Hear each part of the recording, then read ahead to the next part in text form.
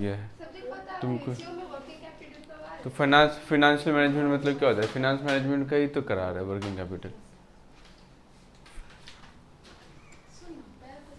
निकल। दूसरा जो टॉपिक है तुम लोगों के सिलेबस में, दूसरा टॉपिक क्या हम लोग फाइनेंशियल मैनेजमेंट में पहला चैप्टर लीवरेज किए होंगे, दूसरा चैप्टर कॉस्ट ऑफ कैपिटल किए होंगे, और फिर कैपिटल स्ट्रक्चर का भी फाइनेंशियल ब्रेक तुम्हारा इंडिफरेंस पॉइंट हम बता ही चुके हैं। खैर वो एक बार अलग से फिर से बता भी देंगे। थर्ड जो टॉपिक है वो है वर्किंग कैपिटल। तुम लोगों के सिलेबस में वर्किंग कैपिटल का जो है वो दो पार्ट है, ध्यान से सुनने का हम क्या बोल रहे हैं। वर्किंग कैपिटल में से 20 मार्क्स का क्वेश्चन आएगा। एक है वर्किंग कैपिटल 1 और है एक वर्किंग कैपिटल 2। वर्किंग कैपिटल 2 जो है वो बेसिकली थ्योरी है, ठीक है, और एक है वर्किंग कैपिटल 1 वो बेसिकली प्रैक्टिकल है। इसमें से 10 मार्क्स का क्वेश्चन आएगा। देखो मेरे बुक में भी होगा 10 मार्क्स का एक थ्योरी वाला, मतलब एक थ्योरी वाला चैप्टर होगा, कंटेंट्स में देखना, एक वर्किंग कैपिटल 1 बोल के होगा, एक वर्किंग कैपिटल 2 बोल के होगा, जो भी एक में थ्योरी है और एक में प्रैक्टिकल है, ठीक है। तो ये जो वर्किंग कैपिटल एक थ्योरी वाला पार्ट, उसमें हम शायद 8 या 9 क्वेश्चंस दिए होंगे। देखो क्वेश्चंस में थ्योरी वाला क्वेश्चंस में जाओ, थ्योरी वाला क्वेश्चंस में 8 या 9 क्वेश्चंस होगा, तुमको वो 8-9 क्वेश्चंस का, हाँ तुम लोग थ्योरी ही तो खोला है, शायद वर्किंग कैपिटल 1 में मेरा थ्योरी है, बुक में शायद वर्किंग कैपिटल 1 थ्योरी है, वर्किंग कैपिटल 2 प्रैक्टिकल है, ठीक है। जो भी थ्योरी वाला में जो पार्ट है ना, उसमें देखो 8 या 9 क्वेश्चंस है, वर्किंग कैपिटल 1 बोल के थ्योरी पार्ट दिया हुआ है, तो उसमें 8 या 9 क्वेश्चंस है, वो 8-9 क्वेश्चंस कर लेना। उसके साथ हम 2 extra committee recommendations of committee देंगे, एक टंडन कमेटी और एक चोर कमेटी, तो वो दोनों का दोनों कमेटी कर लेना। इस 10 क्वेश्चंस में से एक क्वेश्चन आ जाएगा 10 मार्क्स का, ठीक है। कोई एक क्वेश्चन तुम्हारा एग्जाम में फंस जाएगा और वो 10 मार्क्स तुमको वहाँ से मिल जाएगा, और एक प्रैक्टिकल है। तो आज हम प्रैक्टिकल स्टार्ट करेंगे। प्रैक्टिकल स्टार्ट करने से पहले तुमको ये समझना पड़ेगा कि एक्चुअली वर्किंग कैपिटल होता क्या है। अकाउंट्स में हम लोग रेशियो भी स्टार्ट कर चुके हैं, और रेशियो में जो तुम लोग फॉर्मूला देखा है उसमें वर्किंग कैपिटल इंक्लूड था। तो वर्किंग कैपिटल जो है, वर्किंग कैपिटल इसका हम देखो फॉर्मूला हम लोग रेशियो में किए हैं। इसका फॉर्मूला हम तुमको कराए the current assets minus current liability. Working capital में कराए the current assets minus current liability. मेरे साथ रहेगा फटाफट। वर्किंग कैपिटल में हम लोग फॉर्मूला किए the current assets minus current liability, और करेंट एसेट्स करेंट लायबिलिटी बहुत तरह का होता है। करेंट एसेट्स में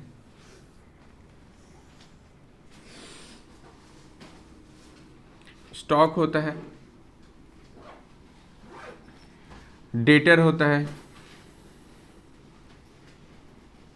बिल रिसीवेबल होता है, कैश होता है, प्रीपेड एक्सपेंस होता है,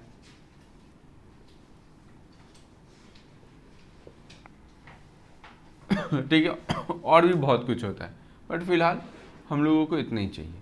बस ये समझ लो कि करंट एसेट्स मतलब टोटल करंट एसेट्स। फिर से स्टॉक का भी तो बहुत तरह का स्टॉक हो सकता है तुम्हारे पास, तुम्हारा अगर मैन्युफैक्चरिंग कंपनी है तो स्टॉक ऑफ रॉ मटेरियल तुम रखेगा अपने पास, स्टॉक ऑफ रॉ मटेरियल। फिर एक रखोगे stock of finish goods, stock of finished goods, और तीसरा रखोगे stock of whip work in progress. Whip work in progress, work in progress means ऐसा कोई सामान जो आधा बना है या फिर थोड़ा सा बना है और थोड़ा बनना बाकी भी है, पूरा फिनिश नहीं हुआ है, तो उसको हम लोग बोलते हैं stock of whip. Whip means work in progress. और एक होता है करेंट लायबिलिटी। तो करेंट लायबिलिटी के अंदर क्या क्या आ जाएगा, जैसे क्रेडिटर,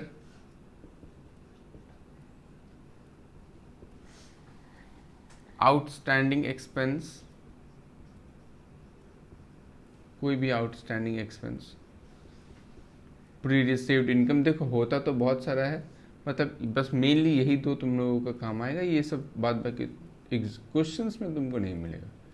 प्री रिसीव्ड इनकम ऐसा होने का तो बहुत कुछ ही हो सकता है, करेंट एसेट्स में भी बहुत कुछ हो सकता है। और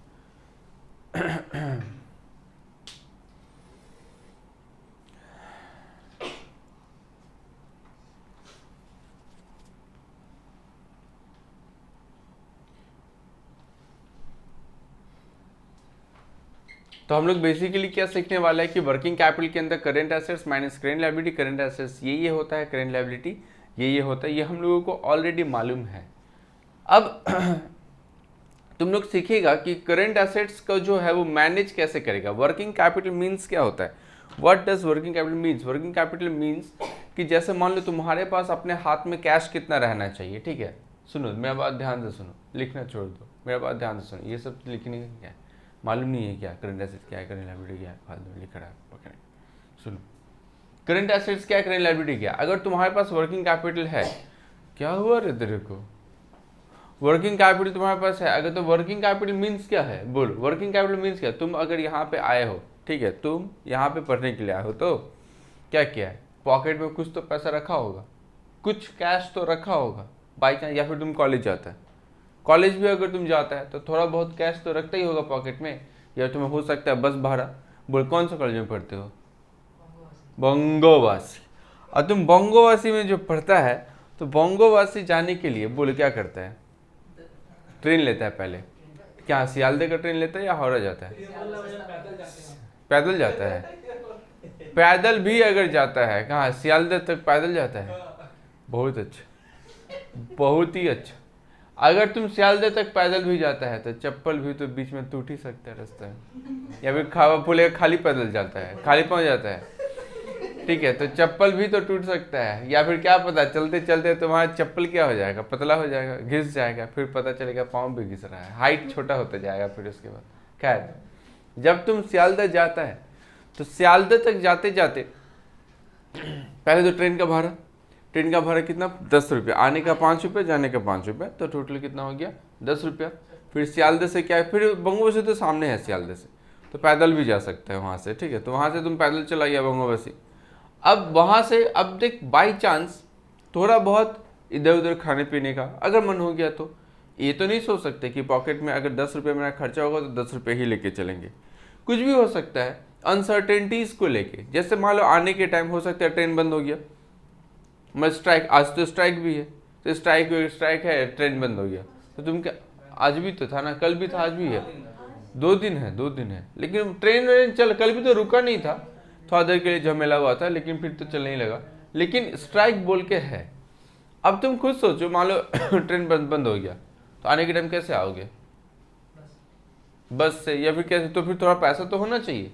ट्रेन का तो भाड़ा टिकट तुम काट लिया 10 रुपया, लेकिन फिर बस का भाड़ा जो भी लगेगा, मान लो 20 रुपया सियालदह से यहाँ तक, तो अगर 20 रुपया लगेगा तो फिर तुम्हारा थोड़ा बहुत कैश तो एक्स्ट्रा रखना पड़ेगा ना। तो ये वर्किंग कैपिटल मीन्स क्या होता है कि कोई भी कंपनी को जितना हाथ में कैश रखना ही चाहिए, जितना कैश तुमको नीड रहेगा डे टू डे एक्टिविटीज को मेंटेन करने के लिए, डे टू डे एक्टिविटीज। अगर मान लो तुम्हारे हाथ में कुछ, या फिर कैश जो है ना वो बहुत सारे अपॉर्चुनिटीज के लिए भी रखा जाता है। मान लो अगर तुम मेरे पास 1 लाख रुपया कैश है, और मेरा क्रेडिटर है, वो मेरा क्रेडिटर 5 लाख का है, मेरा कैश कितना है मेरे पास 1 लाख, और क्रेडिटर कितना है 5 लाख। अब अगर 5 लाख का क्रेडिटर में अचानक से मुझे आए मेरे पास और बोलेगा कि आप अगर मुझे 2 दिन में पेमेंट कर देंगे तो मैं आपको 20% डिस्काउंट दूंगा, तो 5 लाख का 20% मतलब कितना होता है 1 लाख, दैट मीन्स 1 लाख का मेरे को डिस्काउंट मिलेगा। बट उसके लिए मेरे हाथ में कितना रहना चाहिए, 4 लाख का पेमेंट तो करना पड़ेगा, लेकिन मेरे हाथ में कैश कितना है अभी, सिर्फ 1 लाख। तो फिर हम अपॉर्चुनिटीज को ग्रैब नहीं कर पाएंगे। That means working capital actually सिर्फ ये नहीं होता है कि तुम्हारा डे टू डे एक्टिविटीज को मेंटेन करने के लिए कितना पैसा चाहिए। वर्किंग कैपिटल मीन्स कि तुम्हारे कैश, तुम्हारे पास इतना पैसा होना चाहिए, अबंडेंट सोर्स होना चाहिए, जिससे तुम अपना day to day operating activity तो मेंटेन करोगे ही, उसके साथ ही साथ अपना अगर कोई अपॉर्चुनिटी अराइज होता है तो उसको भी ग्रैब कर पाओगे, वरना तुम वर्किंग कैपिटल मेंटेन नहीं करते। So working capital is very much important for any company, okay, या फिर एनी बिजनेस, कोई भी बिजनेस के लिए वर्किंग कैपिटल जो है वो बहुत ही ज़्यादा इंपॉर्टेंट होता है। तो वर्किंग कैपिटल मेंटेन इसलिए किया जाता है। वर्किंग कैपिटल कितना चाहिए कितना नहीं चाहिए, ये तुम्हारा करेंट एसेट्स और करेंट लायबिलिटी के ऊपर डिपेंड करता है। करेंट एसेट्स में जो हमको पैसा चाहिए माइनस करेंट लायबिलिटी, तो फिर मेरे को क्या पता चल जाएगा, वर्किंग कैपिटल पता चल जाएगा। अब ये हर एक चीज़, जैसे स्टॉक क्या होता है, stock of raw material, stock 3 तरह का होता है, stock of raw material, stock of finish goods और स्टॉक ऑफ विप। तो अगर हम स्टॉक ऑफ रॉ मटेरियल का बात करें, स्टॉक ऑफ रॉ मटेरियल, तो रॉ मटेरियल किसके ऊपर डिपेंड करेगा, रॉ मटेरियल एक्चुअली डिपेंड किसके ऊपर करता है, जितना तुम्हारा प्रोडक्शन होगा। अब मान लो तुम्हारा प्रोडक्शंस, तुम चाहते हो कि तुम्हारा गोडाउन में हमेशा कम से कम 15 दिन का रॉ मटेरियल रहना चाहिए, क्योंकि अगर अचानक से रॉ मटेरियल खत्म हो जाएगा तो प्रोडक्शन ही क्या हो जाएगा, बंद। तो 15 दिन तक का रॉ मटेरियल तो चाहिए, क्योंकि ऑर्डर करने के बाद कुछ समय तो लगेगा ही रॉ मटेरियल को यहाँ तक आने में। तो फिर ये जो है वो तो तुम 15 दिन का मेंटेन करते हो टाइम पीरियड। तो ये जितना दिन का तुम मेंटेन करते हो अपना गोडाउन में, उसको बोला जाता है टाइम पीरियड। वर्किंग कैपिटल में 2 बात बहुत ही ध्यान में रखना है। पहला चीज, कौन सा आइटम किस चीज के ऊपर डिपेंड करता है। दूसरा चीज, टाइम पीरियड। टाइम पीरियड मतलब तुम कितना दिन के लिए वो सामान अपने पास रख रहा है, या फिर कितना दिन का समय अलाउ कर रहा है। ठीक है, जैसे स्टॉक ऑफ रॉ मटेरियल की बात करें तो रॉ मटेरियल किसके ऊपर डिपेंड करता है, प्रोडक्शन के ऊपर, और that means cost of raw material consumed के ऊपर डिपेंड करता है। अब स्टॉक ऑफ रॉ मटेरियल जब तुम निकालोगे तो ये या तो डेज में निकाल सकते हो, जैसे क्वेश्चन बोल सकता है कि अगर तुम्हारे मान लो 15 दिन तक का रॉ मटेरियल रखना है, या फिर 2 महीना का रॉ मटेरियल रखना है, या फिर कुछ वीक का रॉ मटेरियल रखना है, 4 वीक का रॉ मटेरियल रखना है, ऐसा भी बोल सकता है। ठीक है, तो अगर तुम्हारा क्वेश्चन डेज बोलता है तो हम लोग डिवाइड कितना से करेंगे, 365। अगर तुम्हारा क्वेश्चन कभी क्या मेनली तुम्हारा क्वेश्चन बोल देगा कि 1 ईयर में 360 डेज लेना है, 1 ईयर में 365 डेज लेना है, ऐसा बोल देगा। अगर नहीं भी बोलता है तो हम लोग हमेशा कितना रखेंगे, 365 डिवाइडेड बाई मंथ में कितना महीना होता है, 12, वीक कितना होता है, 52, इनटू जितना वीक डेज वगैरह तुम्हारा क्वेश्चन बोलेगा, इनटू टाइम पीरियड हम यहाँ पे रखेंगे कि टाइम पीरियड कितना रखना है मेरे को। टाइम पीरियड मतलब जितना दिन के लिए मुझे रॉ मटेरियल अपने गोडाउन में चाहिए। मतलब फॉर्मूला क्या हो गया, stock of raw material is equal to cost of raw material consumed divided by 365 या फिर 12 इंटू 50 या फिर 52 इंटू टाइम पीरियड। तो ये हो गया स्टॉक ऑफ रॉ मटेरियल। उसके बाद जैसे स्टॉक ऑफ रॉ मटेरियल हुआ वैसे स्टॉक ऑफ फिनिश गुड्स भी होगा। तो stock of finish goods, stock of finish goods. अब फिनिश गुड्स किसके ऊपर डिपेंड करता है, cost of goods sold, cost of goods sold. जितना रुपये का सामान तुम बेचे हो divided by 365, 12, 52 into time period, जितना तुम्हारा क्वेश्चन बोलेगा, इनटू टाइम पीरियड। ये हो गया stock of finish goods. Whip का बाद में करते हैं, विप का बात हम लोग बाद में करेंगे, पहले बाद बाकी का बात कर लेते हैं।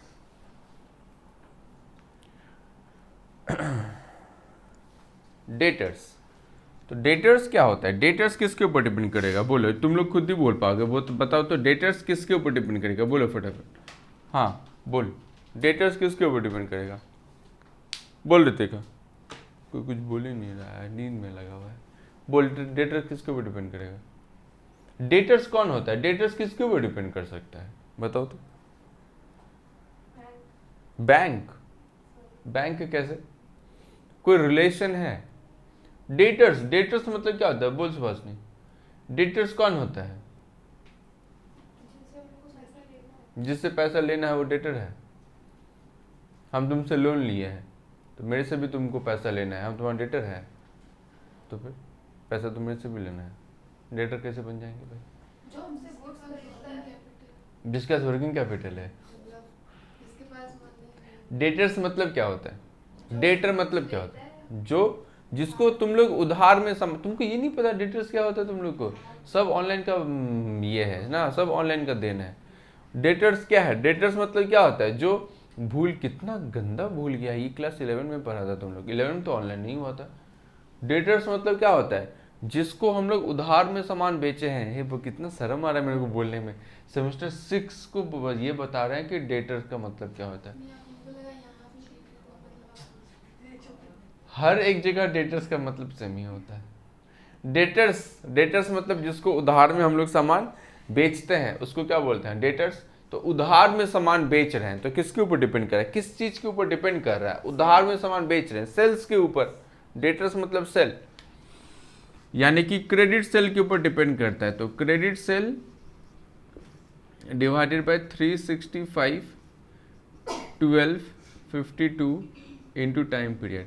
अब हमको ये वीडियो तो मतलब पब्लिक करने में भी शर्म आएगा कि मतलब मेरा स्टूडेंट को ये नहीं पता कि डेटर का मतलब क्या होता है। बहुत बढ़िया, गजब।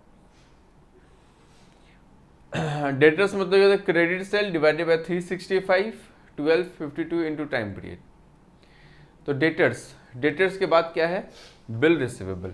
तो बिल रिसीवेबल किसके ऊपर डिपेंड करेगा? बिल रिसीवेबल मेनली तुमको ऐसे ही दिया रहेगा, ठीक है। बिल रिसीवेबल ये तुमको इस टाइप का क्वेश्चंस में मिलेगा ही नहीं। अगर रहेगा भी तो डायरेक्ट अमाउंट बोलेगा कि बिल रिसीवेबल इतना रुपया है, ठीक है। वैसे बिल रिसीवेबल किसके ऊपर डिपेंड करता है? जितना का बिल एक्सेप्ट किया जाएगा, ठीक है। कैश कैश डिपेंड करता है एनुअल कैश रिक्वायरमेंट। ये भी तुम्हारा क्वेश्चन में डायरेक्ट ही दिया हो रहेगा, एनुअल कैश रिक्वायरमेंट। एक साल में जितना पैसा तुमको चाहिए डिवाइडेड बाय 365 12 या तो 52 इंटू टाइम पीरियड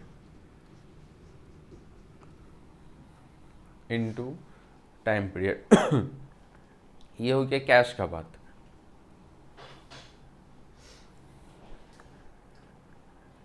अब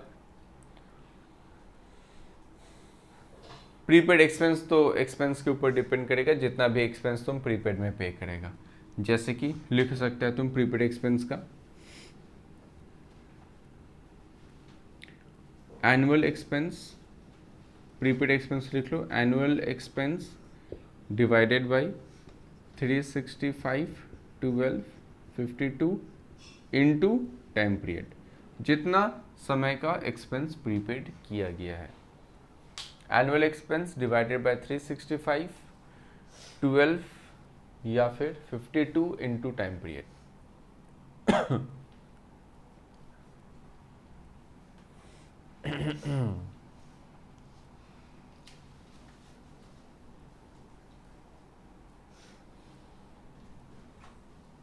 ठीक है। उसके बाद क्रेडिटर देखो, क्रेडिटर बता। अब क्रेडिटर का मतलब तो हम बता दिए, थोड़ा सा शर्म करो। अब क्रेडिटर का मतलब बताओ कि क्रेडिटर का मतलब क्या होता है, बोलो। जो तुम लोग को पैसा देगा। तो डेटर भी तो वही होता था जो हम लोगों को पैसा देता था, जो हम लोग देंगे। इसका मतलब क्या? मतलब जिसको हम देंगे, हम बैंक से लोन लिए तो बैंक क्या बन गया मेरे लिए? क्रेडिटर। जिससे हम लोग उधार में सामान लिए हैं, गुड्स क्रेडिट पे परचेज किए हैं, वो क्या बन गया है? क्रेडिटर बन गया है। तो क्रेडिटर का फॉर्मूला क्या होता है? जो हम लोग उधार में सामान खरीदते हैं, that means credit purchase divided by 52 या फिर 365 12 इंटू टाइम पीरियड। ये क्रेडिटर का हो गया।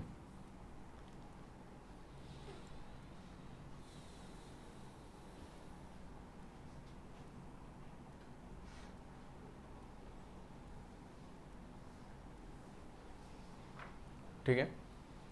उसके बाद आउटस्टैंडिंग एक्सपेंस मतलब हो जाएगा तुम्हारा जो भी तुम्हारा एक्सपेंस जितना लेट से तुम पे करो, मतलब एक्सपेंस डिवाइडेड बाई 365 या फिर 12 या फिर 52 इंटू टाइम पीरियड।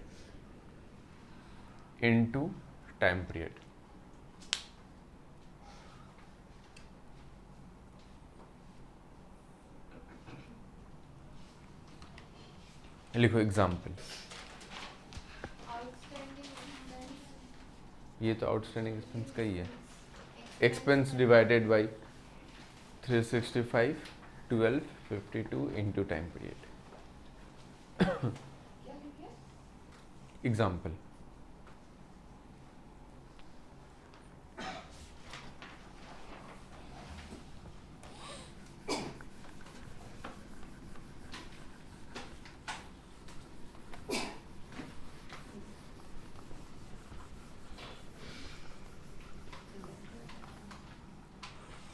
लिखो A and company produces, A and company produces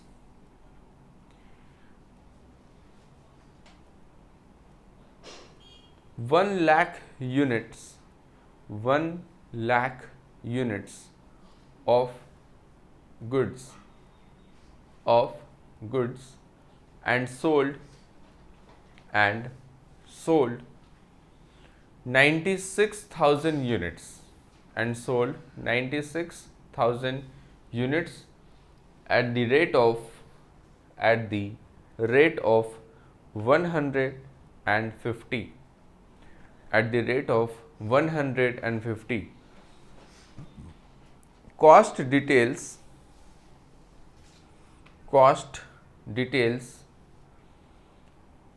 per unit is as follow. Cost details per unit is as follow. Raw material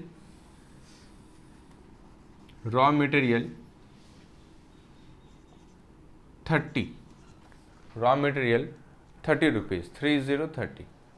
Raw material 30, labor 20 and conversion cost 50. Conversion cost 50. Conversion cost मतलब overhead वगैरह ये सब। तो total कितना हो गया 100।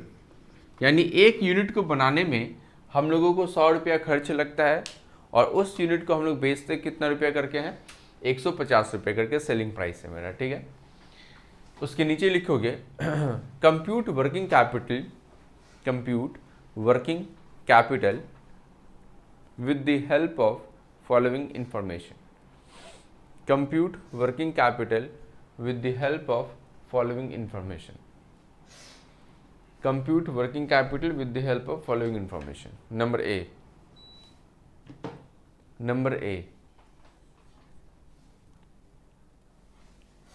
Raw material in stock. Raw material in stock 45 days.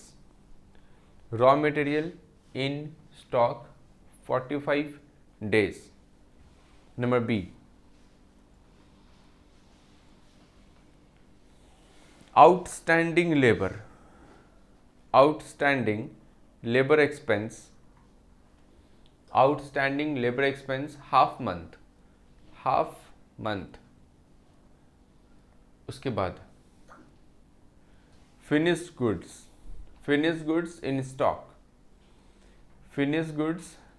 in stock. Question mark. Next, number D. Credit period allowed to debtors. Credit period allowed to debtors 1.5 month. 1.5 month. Next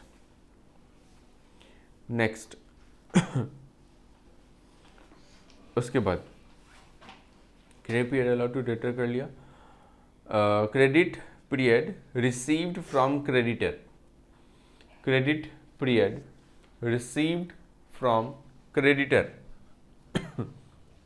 15 days. Annual cash requirement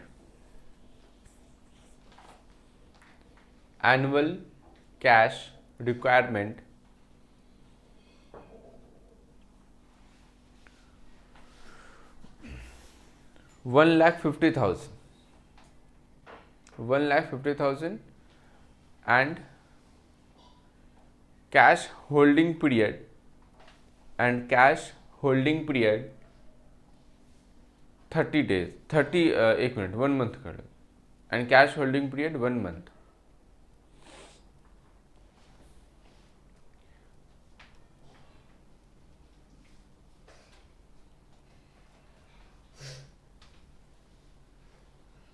बस काफ़ी है। अब देखो कैसे करके calculations करेंगे हम लोग। ये एक तो हम तुमको एकदम सिंपल क्वेश्चन दिए, ठीक है, इसी टाइप का क्वेश्चन आता है, थोड़ा बहुत इससे थोड़ा हाई जाएगा तो जाएगा कैश कॉस्ट निकालने के लिए, लेकिन ये फर्स्ट क्लास है तो हम कैश कॉस्ट नहीं कराएंगे अभी। लिखो computation of working capital, computation of working capital, computation of working capital.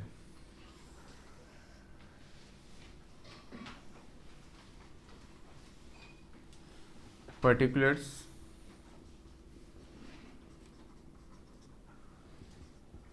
details, amount, particulars, details, amount. पहले सारा का सारा करेंट एसेट्स लिखते हैं, ठीक है। देखो रॉ मटेरियल इन स्टॉक, सबसे पहले लिखो raw material in stock, raw material in stock. अब फॉर्मूला में जाओ और देखो तो रॉ मटेरियल इन स्टॉक किसके ऊपर डिपेंड करता है, फटाफट देखो रॉ मटेरियल इन स्टॉक किसके ऊपर डिपेंड करता है, प्रोडक्शन के ऊपर या रॉ मटेरियल कंजम्पशन के ऊपर। फॉर्मूला क्या लिखा है, कंज्यूम लिखा है, तो cost of raw material consume, तो रॉ मटेरियल कंजम्पशन चाहिए हमको। अब तुम बताओ कि रॉ मटेरियल तुम कितना का कंज्यूम किए होगे, रॉ मटेरियल कितना का कंजम्पशन हुआ होगा, कितना तुम रॉ मटेरियल कंजम्पशन कितना के ऊपर हुआ होगा, क्वेश्चन पढ़ो पूरा। 1 लाख यूनिट्स और सिर्फ 1 लाख यूनिट। अमाउंट कितना होगा, रॉ मटेरियल के ऊपर कितना रुपया खर्च होता है, 30 रुपया, और तुम कितना यूनिट बना रहे हो, 1 लाख, तो रॉ मटेरियल कंजम्पशन कितना हुआ होगा, 1 लाख इंटू 30 डिवाइडेड बाई, ये देखो टाइम पीरियड जो है वो किस में है, मंथ में है या वीक में है, डेज, तो डिवाइडेड बाई 365, क्योंकि क्वेश्चन में कुछ बोला नहीं, और कितना दिन है 45, तो इंटू 45, देखो कितना होता है,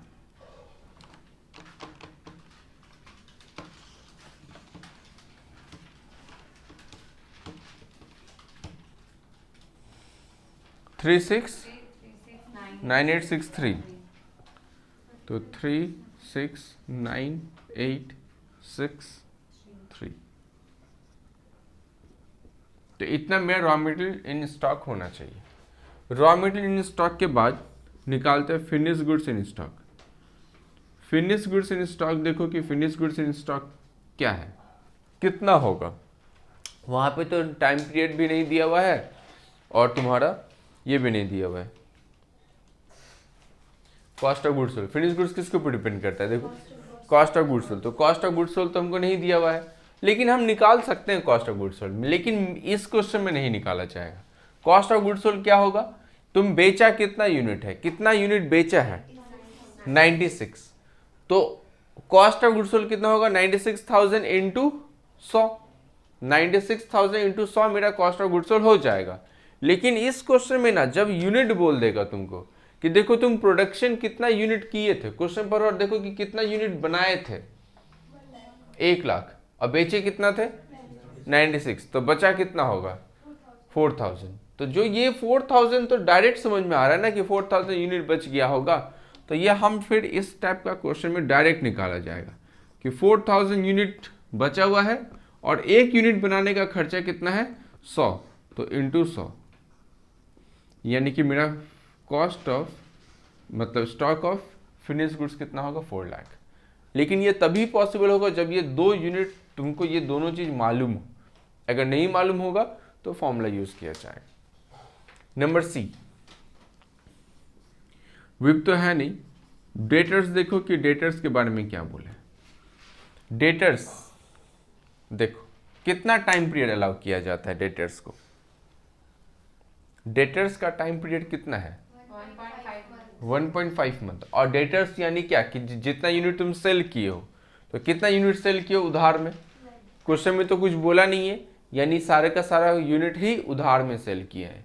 तो 96,000 यूनिट सेल किए हैं, तो 96,000 इनटू सेलिंग प्राइस, डेटर तो सेलिंग प्राइस के ऊपर डिपेंड करेगा, 150 डिवाइडेड बाई कितना बोलो, 365 है, कितना पीरियड? 1.5 मंथ है, तो यानी डिवाइड बाई 12 होगा।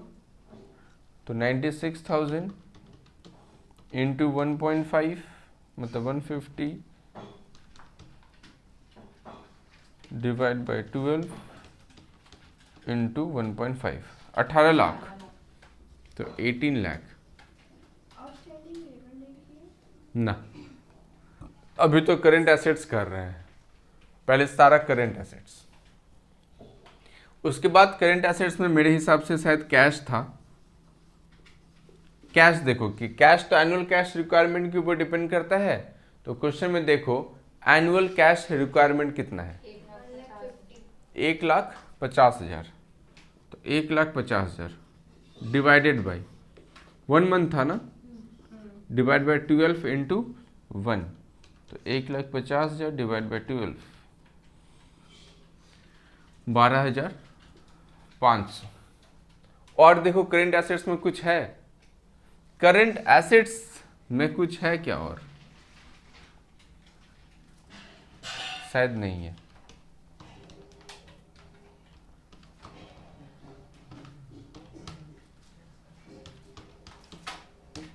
तो इसका टोटल आ रहा है 25,82,363। इसका टोटल आया 25,82,363। ये टोटल है। टोटल करेंट एसेट्स, यहाँ पे हम नाम दे दिए ए। टोटल करेंट एसेट्स नाम दे दिए हम ए। अब ऐसे ही टोटल करेंट लायबिलिटी निकालना है।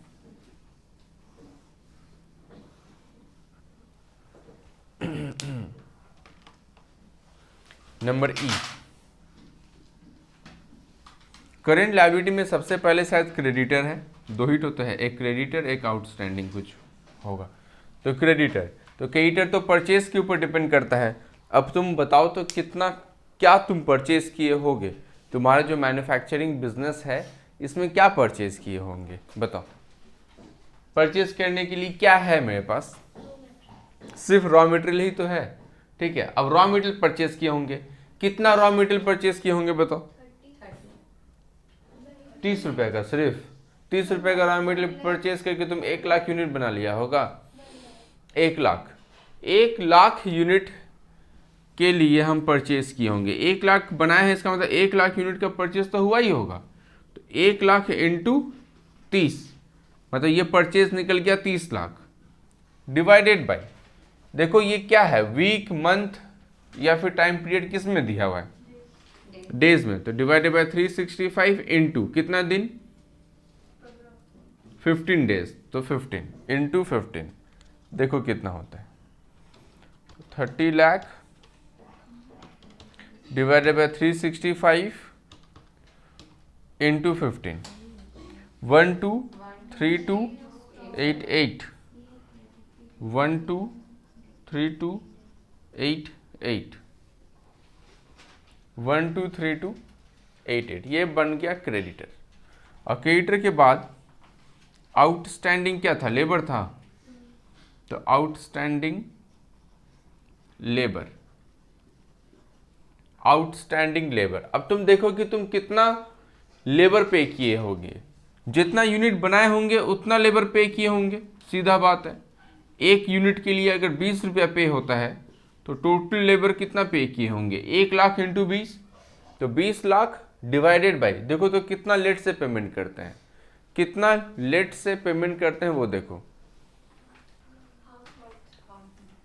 हाफ मंथ यानी डिवाइडेड बाय 12 इंटू 0.5, देखो कितना आता है। हाफ मंथ बोला ना, तो हाफ मंथ मतलब कितना होता है?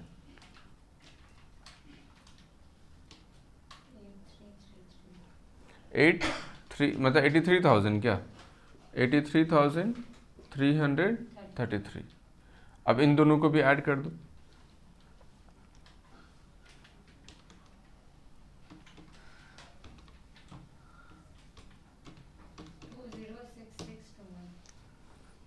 टू 06621, इसको दे दो टोटल करेंट लायबिलिटी का नाम। टोटल करेंट लायबिलिटी नाम दे दो बी, नाम दे दो बी। उसके बाद माइनस कर दो, -25,82,363 माइनस कर क्या आ रहा है? 23,75,742। तो ये मेरे को वर्किंग कैपिटल चाहिए। मेरा वर्किंग कैपिटल ये है।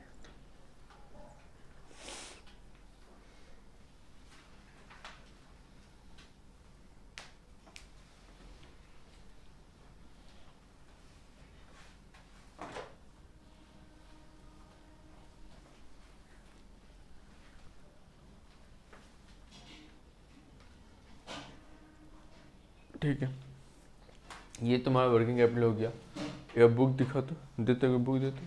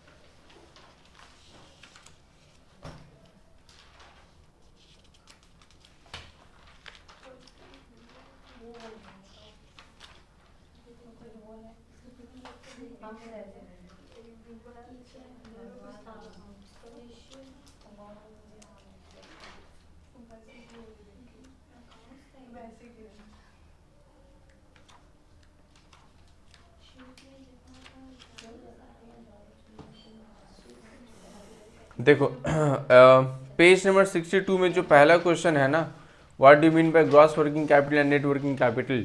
तो ग्रॉस वर्किंग कैपिटल क्या होता है? ये लो, ग्रॉस वर्किंग कैपिटल याद रखना जो करंट एसेट्स को टोटल करके आता है। यानी कि अगर मुझसे पूछा जाए कि यहाँ पे ग्रॉस वर्किंग कैपिटल क्या है, तो करंट एसेट्स का टोटल क्या होता है? Gross working capital.